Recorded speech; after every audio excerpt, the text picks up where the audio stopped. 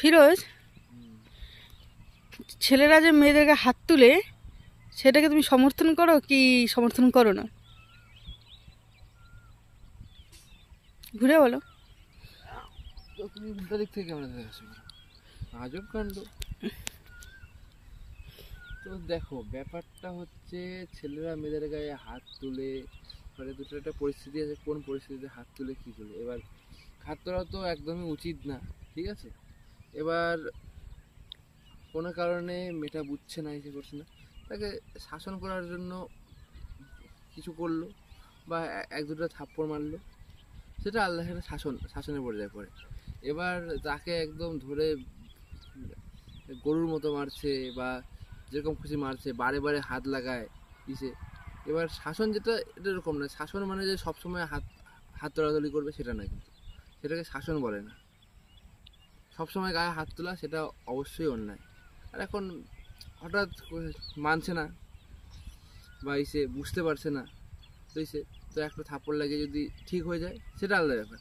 কিন্তু বউয়ের গায়ে হাত লাগানো বা মেয়েদের গায়ে হাত তোলা কোনোভাবেই উচিত না। এটাকে আমি সমর্থন করি না বা সমর্থন করব না, কারণ এটা অন্যায়।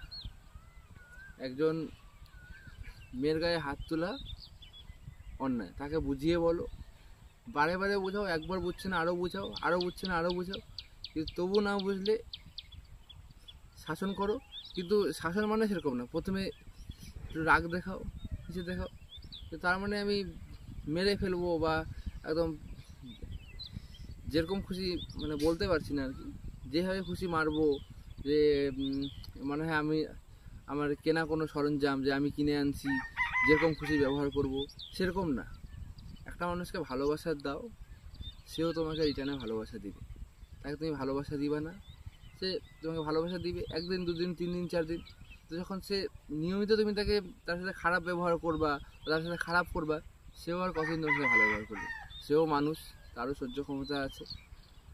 তো গায়ে হাত লাগানো উচিত না, এটা আইনিভাবেও উচিত না, ধার্মিকভাবেও উচিত না, সমাজের দিক থেকেও উচিত না। কিন্তু আমাদের সমাজে কিছু কিছু মানুষ আছে যারা ভাবে যে আমরা বউয়ের গায়ে হাত তুলি মানে আমরা মহান।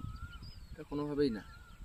তুমি যে বউয়ের গায়ে হাত তুলে, তুমি পুরুষ না, তুমি সেটা কাপুরুষের কাজ করছো। আরে বাবা, হ্যাঁ আমার বউ এটা বলছে আমি গায়ে হাত তুলবো, এই করবো, এটা কেমন বউ, বা আমি কি হাতে চুড়ি পরে যাচ্ছি, এগুলো ঠিক না।